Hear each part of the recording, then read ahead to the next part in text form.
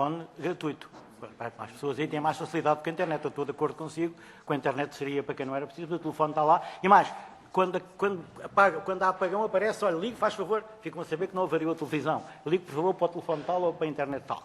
Mas estou de acordo consigo, não chega, já vamos até ao segundo. Qual é o plano agora? Temos um curso público internacional com plano de divulgação. A PT, por obrigação, vai fazer a segunda parte da divulgação, que também tem a partir do dia 1 de outubro, creio eu, um plano massivo, para além do novo piloto da Nazaré. Nós estamos a fazer um plano complementar. Nós ficamos sempre não é supletivo, é complementar daquilo que não fosse feito. E, obviamente, todo esse plano, já fomos até criticados pela API, que não estávamos a fazer nos pontos escritos, mas não vale a pena, porque escritos já vamos explicar que toda a gente sabe. E o nosso problema é quem não sabe ler, não é? Mas sabe ouvir. E, portanto, quem não sabe ler são aqueles que provavelmente não vão ter mais dificuldades em chegar lá. Portanto, a nossa campanha deve ser para aqueles que mais dificilmente são atingíveis. E, portanto, essa campanha vai ser basicamente através dos MUPs cá fora, rádio e televisão, para toda a gente ouvir, quando está a ouvir o programa. Aliás, aqui o meu amigo Eduardo Cartadeira já foi aqueles programas mais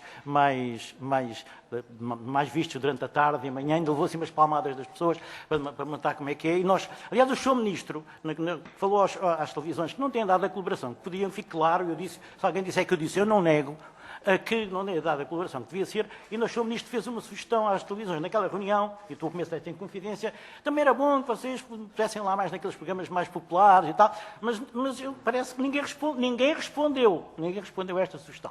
E, portanto, nós vamos pagar para que estas coisas aconteçam, portanto, a próxima campanha é muito mais dirigida à televisão e à rádio, para as pessoas, obviamente a partir de novembro, quando a outra acabar, e até abril, para que... Porquê é que nós não fizemos antes? Podia-se, e fizemos um guia, que está aqui, podemos deixar, com todos os pormenores, de todas as alterações, 6 milhões que vão ser dados a todas as casas. Onde há casa, há um guia. Vamos, se ele não sabe ler, não serve pagando coisas para eu ajude, não é? Mas não há nenhuma falta de informação em nenhum lar em Portugal, 6 milhões de lares que serão atingidos por este guia ao longo deste tempo e preferencialmente no início. Fizemos, outubro, fizemos, entretanto, antes das férias, uma distribuição de 3 milhões e 500 mil jornais de TDT para informar e até nas praias, sobretudo no Algarve, onde há mais gente, fizemos essa distribuição. Portanto, temos tentado apanhar o mais possível nível de informação, portanto, a internet não chegará, o call center também não chegará, mas tentaremos suprir estas eventualidades. Quanto aos receptores, há uma coisa que é importante, é que muitos dos aparelhos são Full HD e MP4 e, portanto, novos aparelhos. Nós, em 2008, quando isto se antecipou, logo antes do Natal, fizemos uma campanha a dizer, compra, se for trocar televisor, não precisa trocar.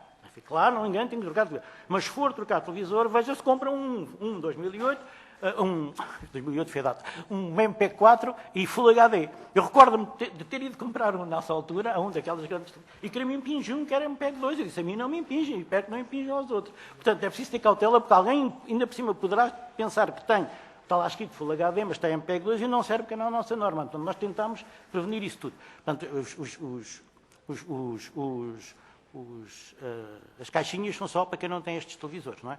E essas caixinhas têm vários preços, porque têm várias funcionalidades. Não é uma questão de recepção, todas elas têm uma qualidade de recepção do sinal muito boa. Mas há umas que permitem gravações, outras não permitem gravações. Portanto, tudo isso é que obviamente, aumenta o preço. E, obviamente, também se pretendeu. Até porque, repare, quando isto foi feito, as condições em que se está a fazer não são as condições previstas no concurso, que era a existência do quinto canal, a existência da HV que as televisões se comprometeram a fazer. E, portanto, quando nós propusemos isso, havia que ter funcionalidades que permitissem exatamente o quinto canal, gravar equipamentos e ter equipamentos preparados para HD. Portanto, não era possível fazer uma coisinha muito simples de 5 euros. Mesmo assim, se estudámos o assunto, nós, não era na Conca que cabia isso, não éramos logo acusados de estarmos a meter no mercado questões de concorrência. Portanto, o que preferimos foi estimular a concorrência dos vários operadores entre si, vigiar com a DECO a qualidade dos produtos e o preço dos mesmos. Isso estamos a fazer. Quanto ao desconhecimento da população, repare, com a primeira mensagem que nós fizemos, o conhecimento da população, nós temos estatísticas claras sobre isso, passou de 21% para 62%. Isto ainda em junho. Nós temos consciência que, com este plano, provavelmente as pessoas vão ter atingidas e não desistiremos de fazer. E é bom que todos... espero que isto também contribua para isso e que as televisões e as câmaras municipais nos ajudem também nessa matéria. Quanto àquela queixa dos operadores, nós estamos atentos, logo em Alenquer houve uma, foi mesmo em cima do jogo. Mas não há grande problema, nós fiscalizamos, mas eles fiscalizam-se uns aos outros. Porque as próprias operadoras queixam-se umas das outras. Olha, está lá um malandro a vender, está-me a enganar. Ou é da PT, ou é da Zona, eles queixam-se facilmente uns dos outros. Temos ali uns grandes vigilantes uns dos outros e estamos atentos ao problema. Então, mas a preocupação é legítima. Muito obrigado. Muito obrigado. Agora passamos ao Grupo Parlamentar do Partido Comunista Português. Sr. Deputado Bruno Dias, tem a palavra, por favor. Muito obrigado, Sr. Presidente. Senhoras e Srs. Deputados, eu começo, Sr. Presidente da ANACOM e Srs. Membros do Conselho de Administração, começo naturalmente por cumprimentar. É mais uma das ocasiões em que temos tido momentos para debater estas e outras matérias e fez muito bem em sublinhar logo ao início que estamos, neste caso, na presença dos representantes de um organismo que funciona como entidade junto do Governo para a aplicação desta política. E também sublinhou ao início que, no limite, em relação a estas matérias, nós estamos perante matéria eminentemente política de decisão que cabe ao Governo. E é importante que tenha sublinhado isto, porque muitas das vezes, quando nós falamos de reguladores, quando falamos de autoridades nacionais, parece que há aqui uma coisa em relação à qual os governos não têm nada a ver, e a verdade é que têm tudo a ver neste processo, em termos de decisão, em termos de estratégia, em termos de pensamento sobre o que nós queremos para a TDT e o que é que isto significa como oportunidade para o país. Ora bem, nesse sentido, eu gostava de colocar a discussão não tanto nos termos de como é que se está a divulgar para as pessoas a decisão que se tomou, mas sim de como é que se está a aplicar esta decisão e como é que se chegou a esta decisão que está a ser levada a cabo. Ou seja, aquela discussão às vezes existe entre a forma como se comunica as medidas e é um problema de comunicação. No meu entendimento e no entendimento de muita gente, nós não estamos essencialmente perante um problema de comunicação. Nós estamos perante um problema político, de estratégia, da forma como se implementa a TDT em Portugal. E a forma como se implementa a TDT em Portugal, do nosso ponto de vista, está muito marcada por interesses poderosíssimos no mercado das telecomunicações e dos ditos operadores de transporte de sinal em termos de audiovisuais. E estou a falar essencialmente e principalmente de uma grande empresa chamada PT, que tem, já sabemos, o interesse como concessionária, penso que se pode dizer assim, deste modelo de implementação da TDT em Portugal, que inicialmente tinha as licenças para o operador de televisão digital terrestre nos multiplexers, portanto, digamos, para simplificar, nos pacotes de canais de acesso pago, que eram os multiplexers, salvo erro, B até F, B, C, D, E, F, estes outros pacotes que estavam em paralelo com o multiplexer dos canais gratuitos e de sinal aberto. E, se não estou em erro e se a memória me não trai, foi, digamos, cancelar essa licença para que esta parte que era concorrencial consigo própria, ou seja, a PT, fornecedora, dona da MEL, fornecedora de canais por cabo, estava a concorrer com a PT, concessionária da televisão digital terrestre, dos canais pagos, e como tal, morreu a parte. Pergunto-lhe se isto é assim. Se deixou cair esta oferta paga, dita premium, de outros canais que seriam pagos através da TDT, que na prática seria redundante com o cabo, ou com o DTH por satélite, que chega já hoje às pessoas, como disse há pouco. E sendo que há aqui o chamado dividendo digital, ou seja, aquelas frequências todas que são libertadas com o apagão analógico, com o fim das emissões atuais analógicas de televisão, libertando uma série de frequências que podem ser aplicadas de uma determinada forma. E como é que podem ser aplicadas? Esta é a questão. Esta, para nós, é a grande questão. O que é que se faz àquelas frequências? O dividendo, aquilo que resulta daqui. E o que resulta daqui é um conjunto de oportunidades que, noutros países, significaram, para a população em geral, uma oferta muito diferente de televisão de acesso gratuito e não condicionado.